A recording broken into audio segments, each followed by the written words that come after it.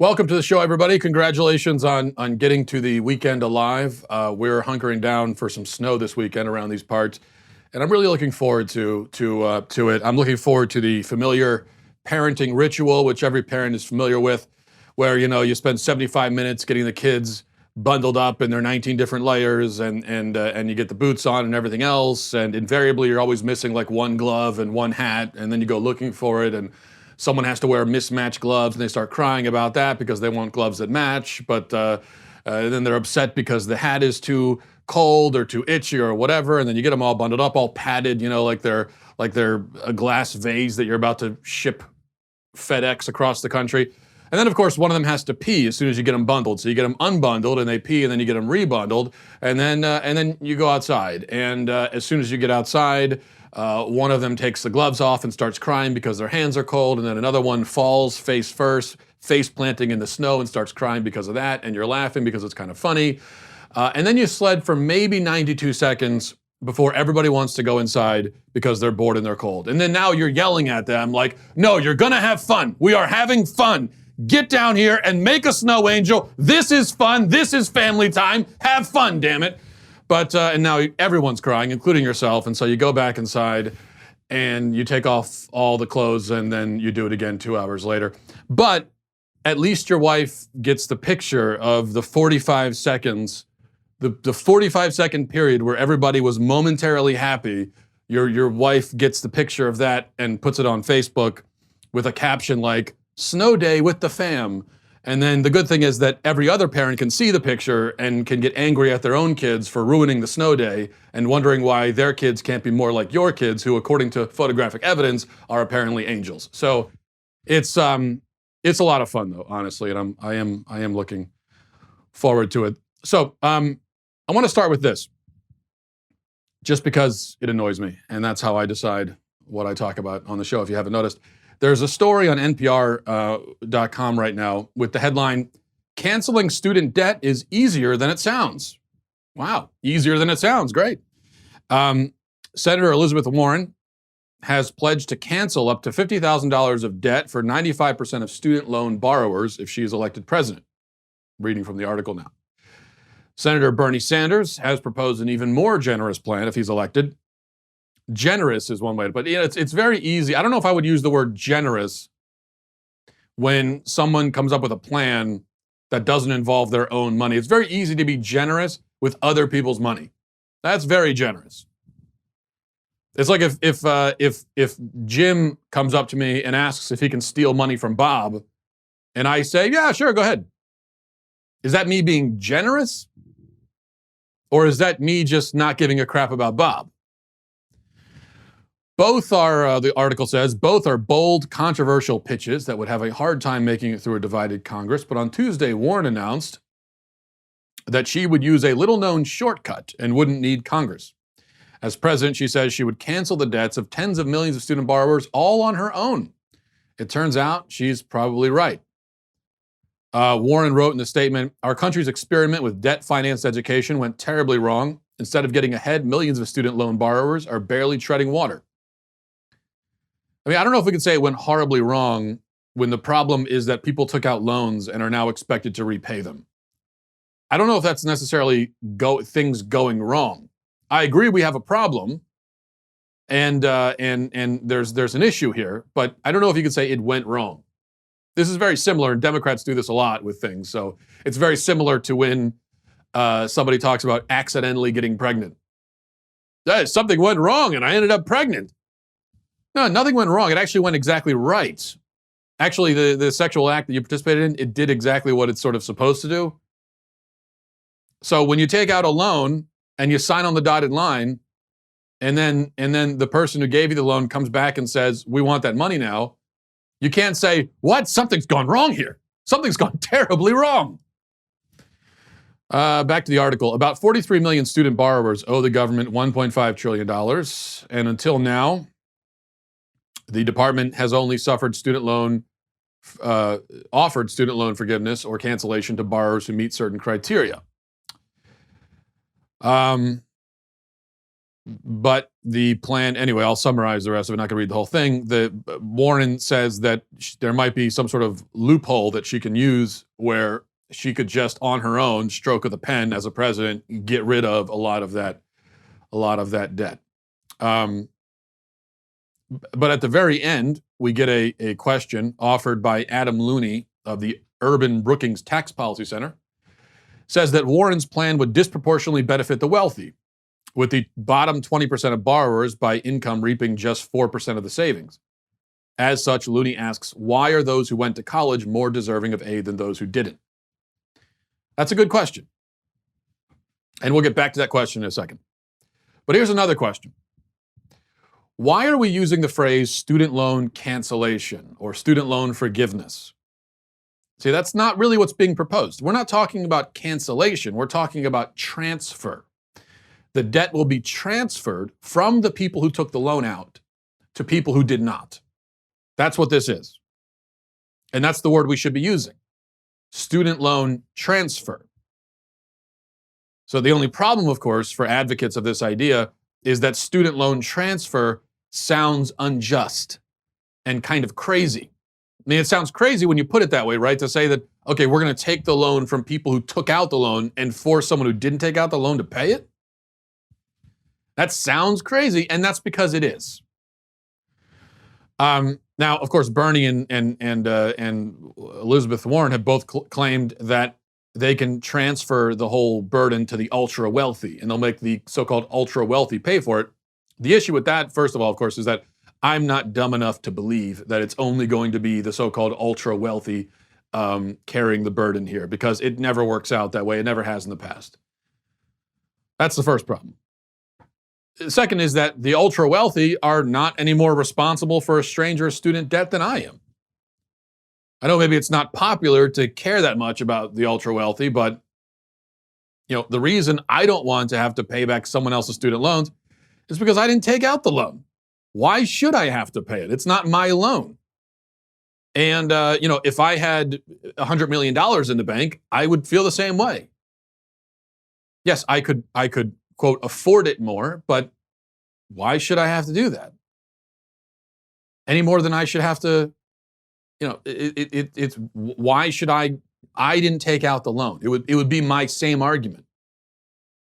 See, my argument right now for why I, as a non-millionaire, should not have to pay back other people's student loans, my argument is not that I can't afford it.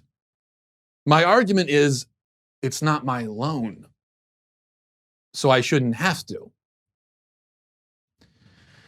And that argument doesn't change no matter how much money I have or don't have. But now Warren is talking about erasing debt with the stroke of a pen, all on her own.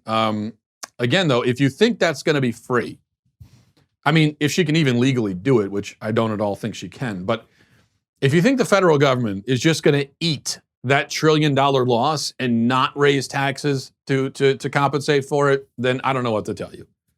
I really don't know what to tell you. That is several steps beyond merely gullible. If you think the federal government is just going to say, all right, never mind, you don't have to pay back the $1 trillion. Well, yeah, no big deal. No big deal. We don't need it. When has the federal government ever said that?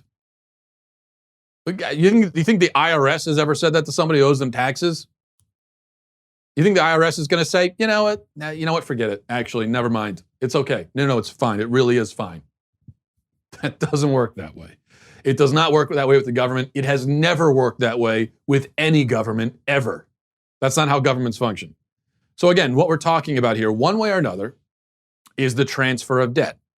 Taking the debt away from the people who signed on the dotted line and agreed to it, and putting it on the shoulders of people who weren't in that meeting, didn't sign that document, and haven't reaped the benefits of it.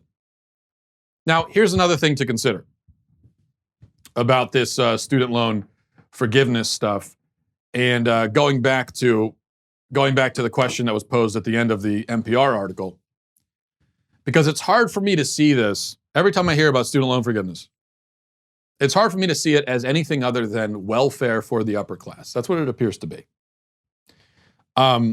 Because it's not like college graduates are the only ones with debt that they're dealing with. It's not like they're the only ones who have large monthly payments they have to make. The only difference is that college graduates tend to come from higher social classes, and they have higher future income earning potential, if not higher income right now, which many of them do. So here's my point. If we're talking about waving a magic wand and erasing debt, if that's actually possible to do, which it isn't, but if it were in this hypothetical situation, and we have that magic wand, or Elizabeth Warren has that magic wand, why not wave it in the direction of lower class or poorer people? Raise it, wave it in the direction of blue collar workers and middle and lower class people. There's $1 trillion or so worth of collective outstanding student debt, $1.5 trillion. Okay. And we're told we can get rid of that. Well, there's also $1 trillion or so worth of outstanding car loan debt. Now, not everybody has or needs a degree, but most people have and need a car, especially middle class and blue collar workers, because they're less likely to live in the city where you could get away with not having a car. They're going to be out in rural areas or in the suburbs where they're commuting to work. And most of them are paying $300 or $400 a month for their car, to pay off their car loan. And that's an enormous burden for most people. All of the economic benefits of releasing people of their student loan payments. And this is the argument we hear that, well, think about the economic boom of telling people that they don't have to pay back their student loan debt. Now they've got all this extra money that they can go and spend on something else, which is already a problem, by the way, we won't get into. But there's a fundamental problem with this consumer-driven economy where it's not like we're saying, oh, we could free them of the debt and then they could save the money for the future. No, we don't want them to do that. We want them to go and spend it. So they're going to end up just as broke as they were before.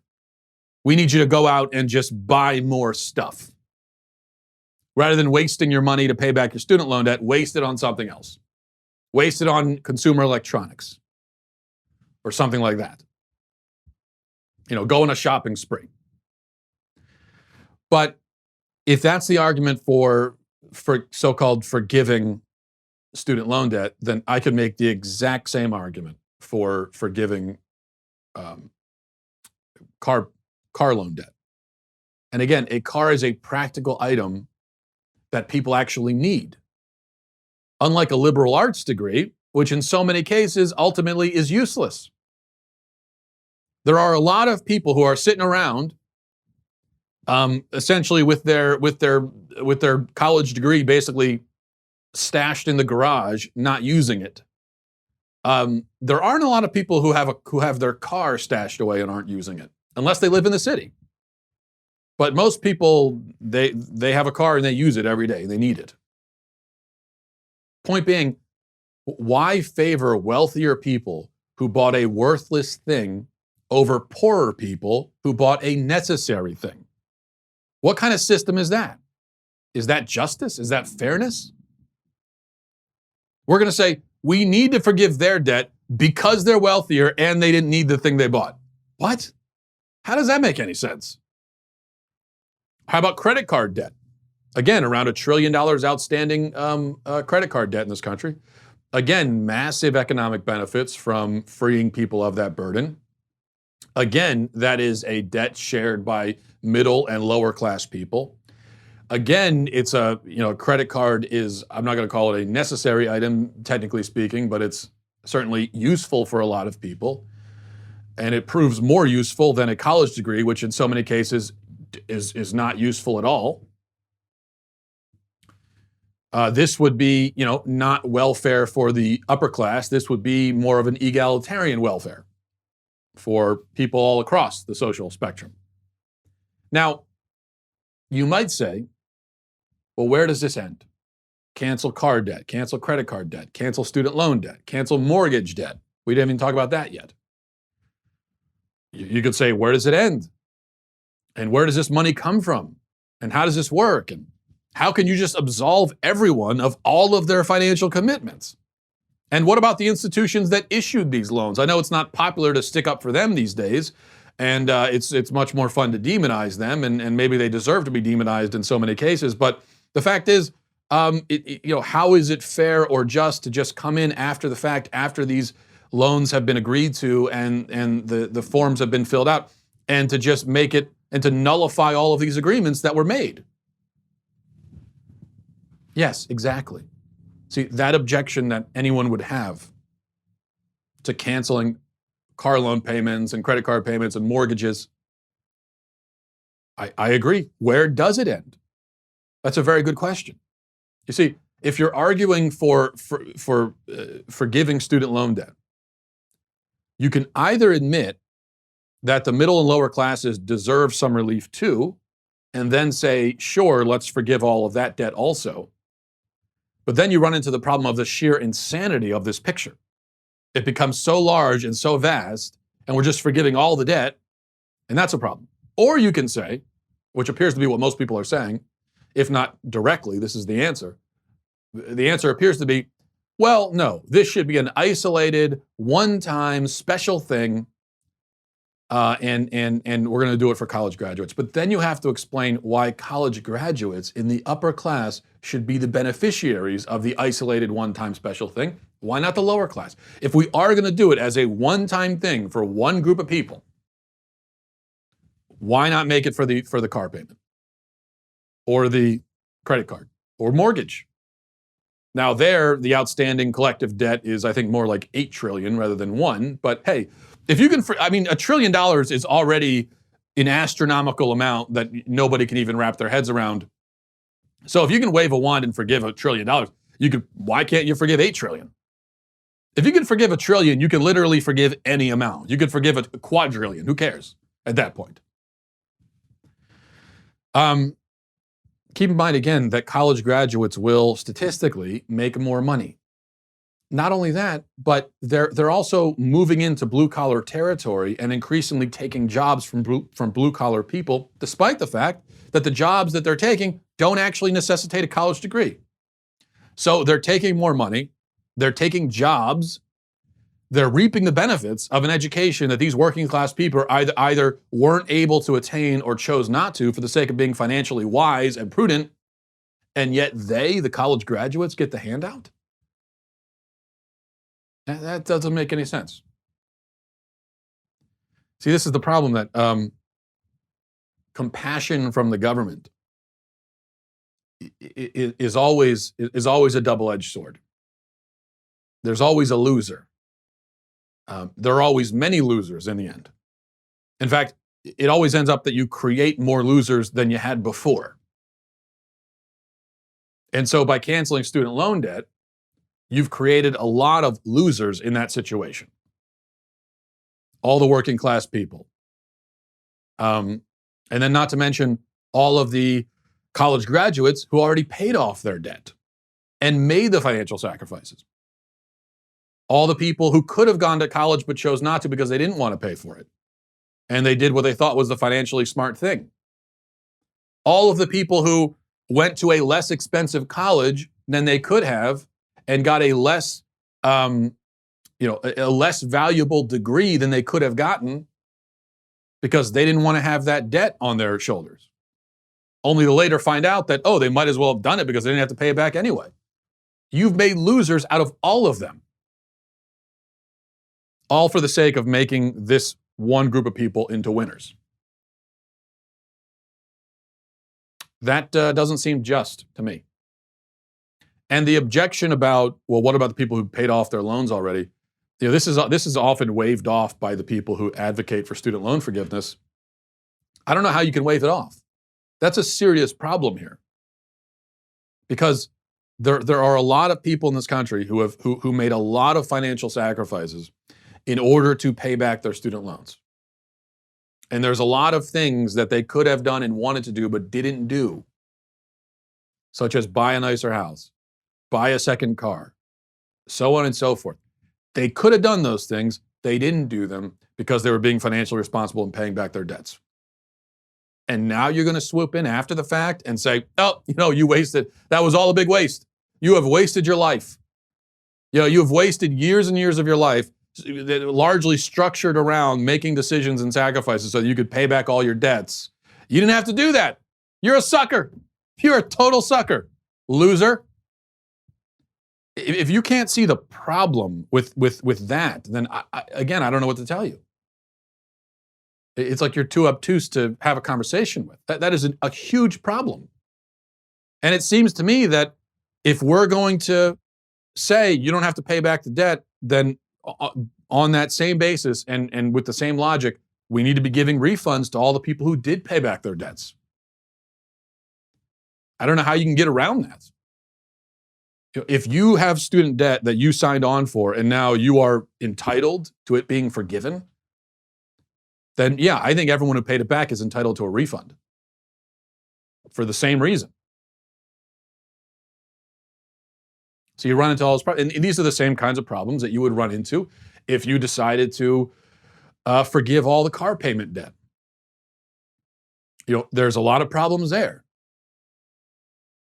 And one of them being, among the many problems, one of them being, what about there are people who go out and buy expensive cars that they can't afford because they just want to look cool and they want to have the latest and greatest thing even though they can't afford it, and they drive that thing around. And then there are other people who make smart decisions and make sacrifices and buy cars that are not as nice and end up needing maybe a little bit more upkeep, but in the end it's something that they can afford. And now you're going to come in and issue a blanket forgiveness to all these people. Well, how is that fair? Because the people who made bad decisions benefit. You're vindicating their bad decisions. There are, I don't know if you've ever gone shopping for a pickup truck, but my wife and I have recently been talking about getting a pickup truck, and it's always the first time you go online and start looking up how much a pickup truck actually costs. There's always a little bit of a sticker shock because you think, well, when you think what's the quintessential blue collar vehicle, you immediately think pickup truck, and so you're thinking, oh well, pickup trucks are affordable. Well, you go and you look, new pickup trucks are easily $50,000-$60,000. And you think to yourself, who's buying this? These aren't vehicles that are targeted for millionaires. These are vehicles targeted for blue collar people. And of course, I think a lot of people just say, okay, well, I got to get something used. I'm going to go and I'm going to buy a pickup truck that's a 2004 model with 150,000 miles on it. And if you take care of it, you could probably get it 300,000 miles. And so it's still worth the investment. Yet there are people who make stupid decisions and they go out, and even though they're not making nearly enough money to afford it, they go out and buy a $60,000 pickup truck. Should the government come in and just say, oh, what? You know what? You forget it. You don't have to pay it back. You can keep the truck too. And well, all these other people that bought cars that are not as nice, now they're thinking, whoa, what, do I get a nice car too? I could have got the nice car if I knew you were going to do this. See, it's the same exact problem with, same sort of problem with college loans. So that's why I am not really advocating that we forgive auto loans or credit card loans or mortgages or student loans.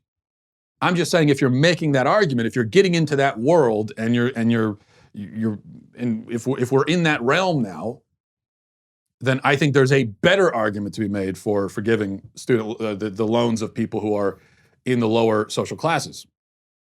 But my solution, for anyone who says, oh, well, what's your solution to this?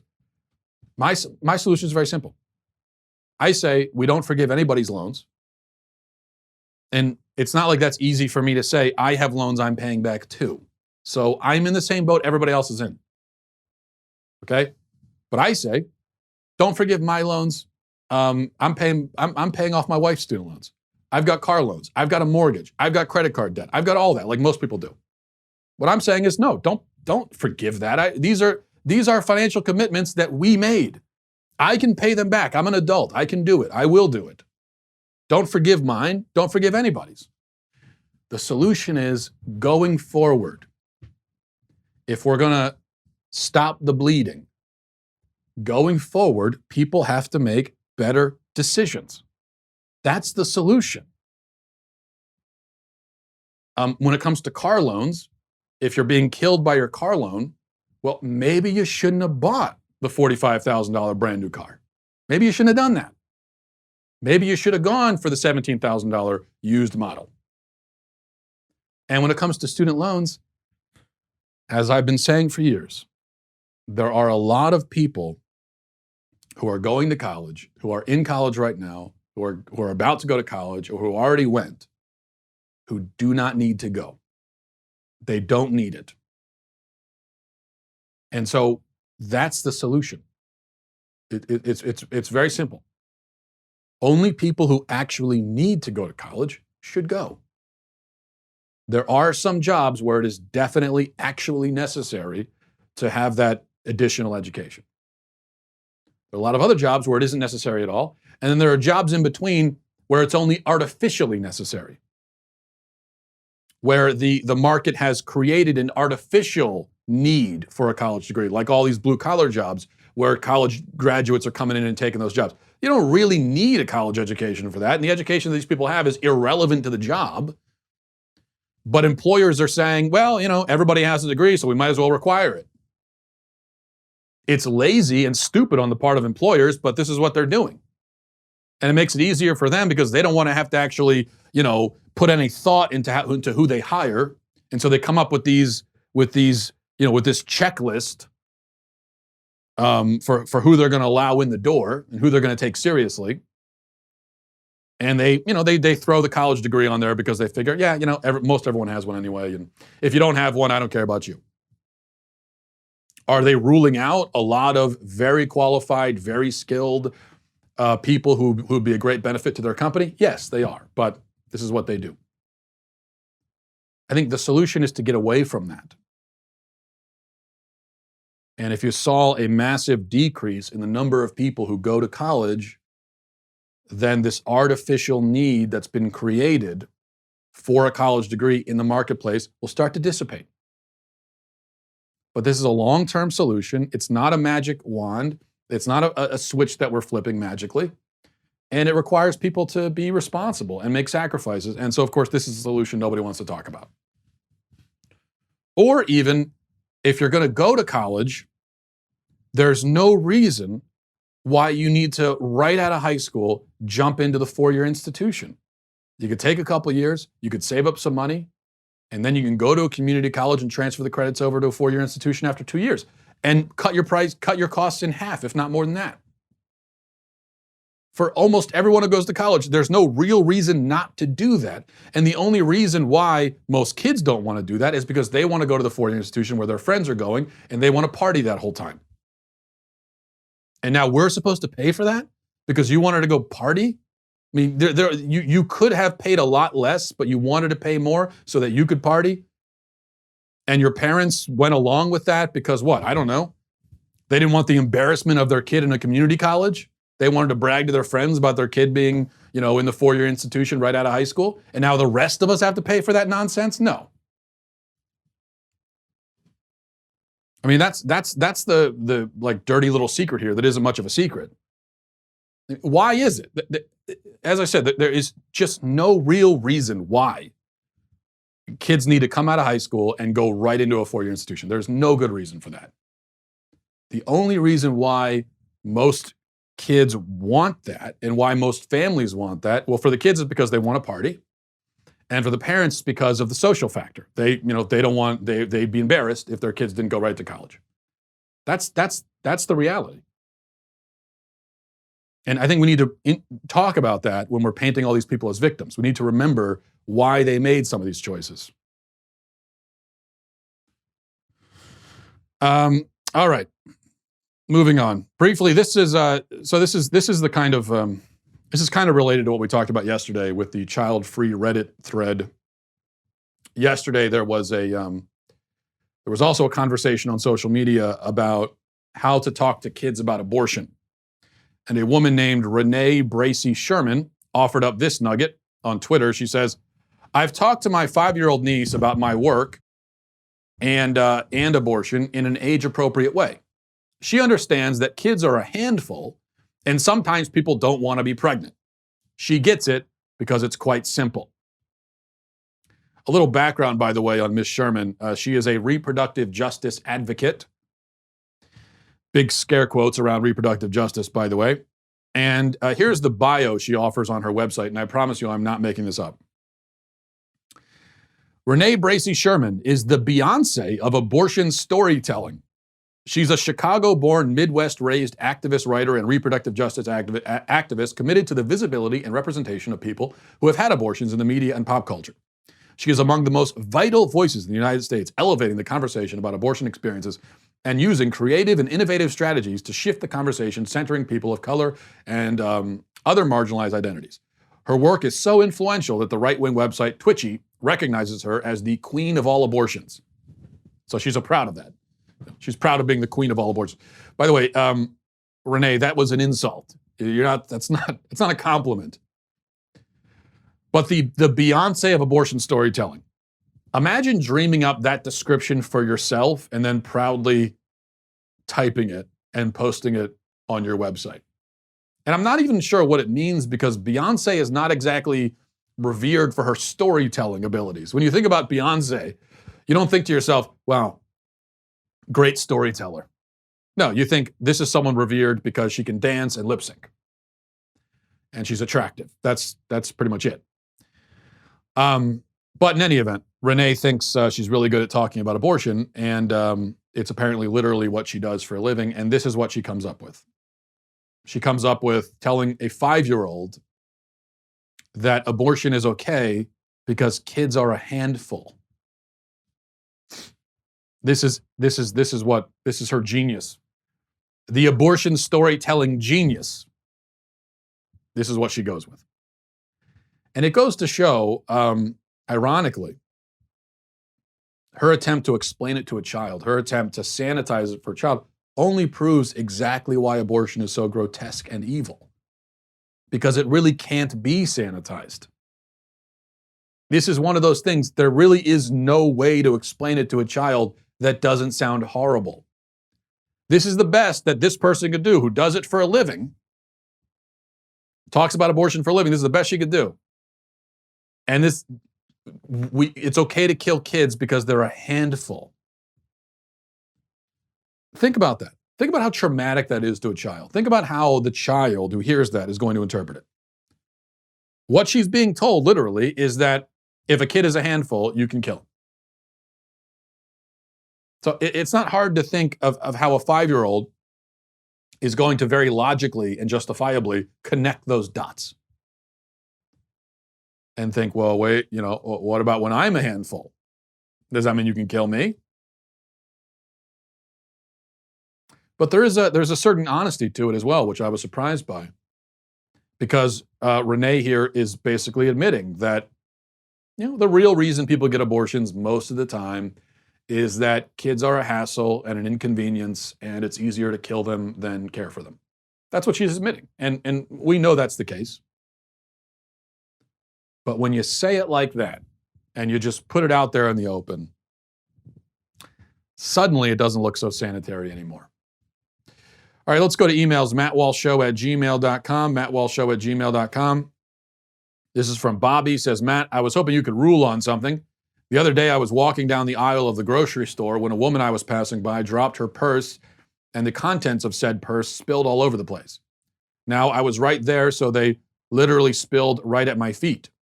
But I had a moment of social panic because on one hand, I wanted to help her pick it up, but on the other hand, you never know what a woman has in her purse, and I thought she might not want me to pick it up because it might be personal/embarrassing. I mean, what if I bend down to help her and the first thing I grab is a tampon, for example? So what I ended up doing was pretending I didn't notice, and I just walked right by. Felt like a total jerk about it, but do you understand my reasoning, or will I be executed for this infraction under your malevolent rule? Well, Bobby, I'm going to exonerate you of all wrongdoing, proving yet again that I am just and merciful. Here's my approach in life in general. And by the way, I appreciate the fact that you are someone who way overanalyzes little sort of meaningless interactions like that, because I'm exactly the same way.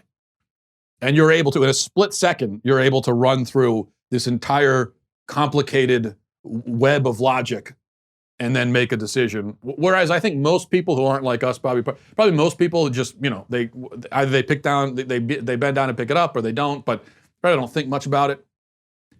That's how normal people are. But you're not normal. Neither am I. And that's okay. Here's my approach in general in life, especially social situations. Always err on the side of leaving people alone. If you have to err on one side or the other, err on the side of leaving people alone. So if it's a toss-up and you think it might be awkward for her to help, or it might be awkward for her if you help, then don't. Just like if you think it might be awkward or intrusive to strike up small talk with somebody in an elevator, if it kind of looks like they wouldn't be interested in it or they want you to leave them alone, then leave them alone.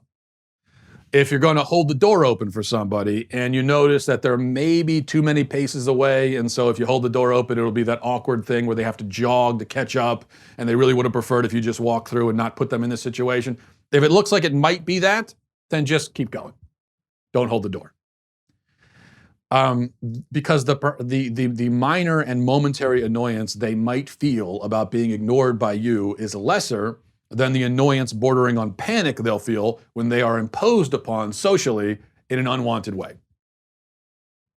So that's my ruling on that. Now keep in mind, you're getting this advice from an antisocial recluse who would be perfectly happy living in the wilderness and never coming in contact with any other people aside from his family for the rest of his life. So, that's the perspective I'm coming from here. But on the other hand, you also know, of course, that I have never been wrong about anything ever in my life. So you also have to weigh that when deciding whether to trust me or not. This is from Lucas, says, bruh, your young person slang is dead ass lit, fam. Me and my young person friends were all like, this dude gets us. Then we skateboarded to the arcade in our Jinko jeans. Thank you, Lucas, for that. But bruh, I dead ass suspect that you aren't really a young person, fam. Reason being, you didn't mention your No Fear t-shirt or your Game Boy or the Limp Bizkit CD in your Discman. So you're way out of touch, bro.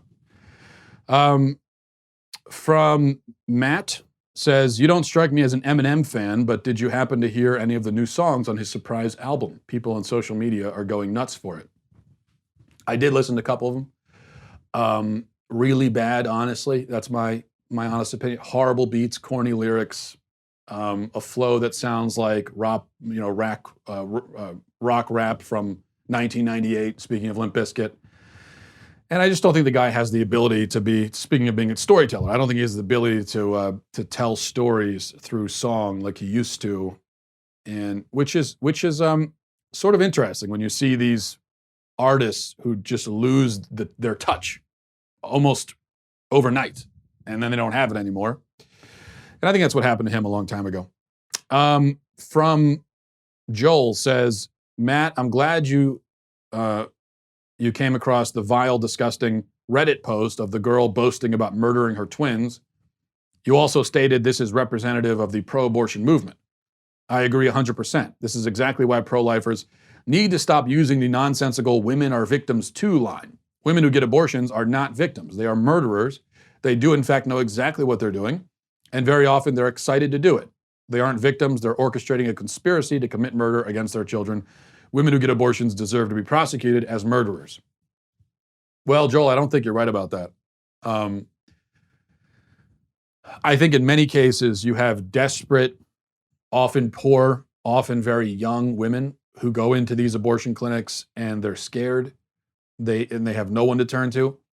Their family doesn't, either doesn't care or is pressuring them often to get the abortion, and the father, in many cases, is also pressuring in that direction. And so the clinics take advantage of them and take advantage of their fear and convince them that they have no choice.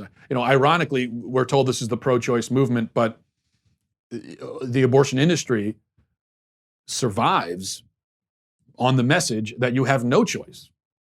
The last thing they want a woman to do is realize that it's a choice, you see, which is why on their way into the clinic, if there are pro-life, there's a pro-life vigil outside and there's a sidewalk counselor trying to hand the woman literature, telling her about her other options, the abortion clinic is going to send out escorts, they call them, to sort of be the lead blocker, on the way into the door to stop the woman from even seeing the literature. Now, if this was really about choice, the abortion clinic would say, yeah, read the literature. The abortion clinic would say, before you do this, there's a pregnancy resource center right down the street. Go talk to them also. Explore that option. Have you thought about adoption? If it was about choice, the abortion clinics would be doing that, but they don't. That's why, Planned Parenthood, they do 300,000+ abortions every year, and they give out maybe a couple thousand adoption referrals just so they can say they did it. And that's how they operate. So they're going to exploit the woman, try to convince her that she has no choice, and they're going to profit off of the decision while she has to live the rest of her life with regret. I think that's how it very often works. And in those cases, while the woman is obviously still responsible for her own decisions, she's not completely morally exonerated. She is nonetheless a victim. And I put the lion's share of the blame on the snakes in the clinics, the vultures who are circling around these desperate poor women waiting to pounce. Now, of course, you do sometimes have women like the one in that Reddit post I shared yesterday who are cavalier about it and spiteful and frankly repulsive in their indifference to their children. But I think they're a minority, a definite minority. I mean, you said, what was your phrase exactly? You said, very often they're excited to do it. I can guarantee you that's not the case. That is not very often the case. That is maybe the case sometimes in a minority of situations, like the one that I shared yesterday. My point yesterday is that the Reddit thread is a reflection of the attitude of the pro-abortion movement and the industry. The abortion industry tries to instill and inculcate this attitude in the culture and in women. And as you said yourself, I said it's representative of the movement. I didn't say that this woman's attitude is representative of most women's attitudes when they go in to get abortions, because I don't think it is. Most of the women who go in to get abortions are not in the pro-abortion movement. They are the ones who the movement targets and preys upon and exploits and profits off of, and yes, victimizes. So that's why I put most of the blame on the abortion clinics and the abortion industry. And we talk about, when we get into discussion of, well, if abortion was illegal, how are we going to enforce it? Are you going to start putting people in jail? Well, I would start by jailing the abortionists. That's my opinion. This is from, let's see, we have time for one more. This is from JR, says, hello, Matthew. How dare you call me Matthew? Nobody calls me that. Yesterday on your show, you mentioned the importance of listening to people with different worldviews. Well, I talked about that a few days ago. You said on that end, you read a Sam Harris book. I've recently realized that I'm living in a bubble of my own making and would like to break out of it and engage with different ideas like you talked about. Do you have any other book recommendations written by people who are not Christian/conservative? I'm trying to put a reading list together. Yeah, I do think it's important to read widely, not just from within your own worldview, but outside of it as well. Now, what you're talking about, are you asking for books written by people who are directly confronting and trying to disprove your worldview, or just by people who are, from a different worldview, but aren't necessarily directly confronting you? Because that's two different things. So Sam Harris obviously is somebody who, I talked about the book about free will that he wrote. Very, very small book. Now that obviously is, if you're a Christian conservative, assuming you're not a Calvinist, he's directly confronting you and presenting arguments against your view. And I do think it's good and healthy and necessary for us to read that stuff and interact with it, engage with it, think about it, so that we can be critical thinkers and we can actually know what the opposing arguments are. We can't rely on, and I think everybody does this. Everyone's inclined to do this. Much of the time. I can't speak. We are inclined to we'll say that, oh, yeah, we've listened to the opposing arguments. But mostly, we listen to people in our own camp tell us what the opposing arguments are.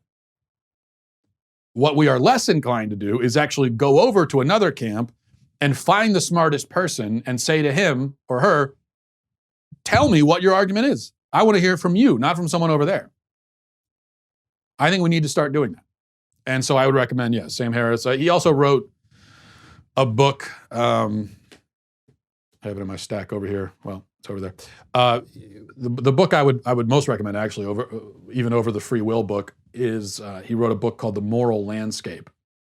And that's his attempt to rebut the moral argument for God, which I think is one of the strongest arguments. It's also the argument that atheists tend to struggle with the most. There are been some very brilliant people on that side who were very good at presenting arguments, but that's one that I don't think ever. Christopher Hitchens is a great example. I've watched most of his debates. I've read a couple of his books. He's obviously a brilliant guy, a pleasure to listen to, just because he's so witty and insightful, even if I disagree with a lot of what he says. But this is one that seemed to trip him up uncharacteristically. His effort to rebut the moral argument for God was always embarrassingly, I think, weak. So Sam Harris tries to really give it a go, and I think, obviously I disagree, but I think he makes a valiant effort. So I'd recommend reading that, The Moral Landscape. Again, if you're looking for, you could read any Dawkins, Hitchens, any of those. A.C. Grayling. He wrote a book, I forget what it's called, but something like The Case Against God or something simple like that. You can look up A.C. Grayling. But I think of all the atheist books that have been written in the last 20 years that are just sort of a general case against religion, and I've read many of those books, if not most of them, I think A.C. Grayling's is probably the best because it's very concise and he goes through each argument and he gives his response to it. And so I would recommend reading that as well. Now, if you're looking for maybe books written by people who aren't Christian conservative, but also aren't necessarily arguing against you all the time, then, someone like Steven Pinker I would recommend. He wrote a book called The Language Instinct, which as a Christian conservative, there's lots in that you could easily agree with and be enlightened by. But he's an atheist, I believe. But he's not like a militant atheist trying to disprove you all the time, but he's an interesting thinker at any rate. So that's somebody I would recommend. Steven Pinker. He's got other books too that I think are worth reading. Who else? Jonathan Haidt is another one, another interesting one. Even somebody like Douglas Murray, I think. He just wrote a book called The Madness of Crowds, and certainly not a leftist, but also certainly not a conservative Christian either. So he could be an interesting person to read. Personally, I am very bored with people who, I'm very bored with an echo chamber. I'm very bored with people who just give you talking points and the same old kind of thing. So I'm as a reader anyway, and as a listener, I'm interested in people who think on their own and have their own thoughts and think outside the box, as it were. So that's what I'm looking for. I don't need them to have the same worldview as me. In fact, a lot of times I prefer if they don't, because I know what my worldview is. I already know that. I don't really need it repeated back to me. I'd like to hear how other people think and how they sort through issues. So I think it's good that you're doing the same. And so maybe those are some names that you could start with. We will leave it there, though. Everybody enjoy your weekend, snow or no snow, and I'll talk to you on Monday. Godspeed.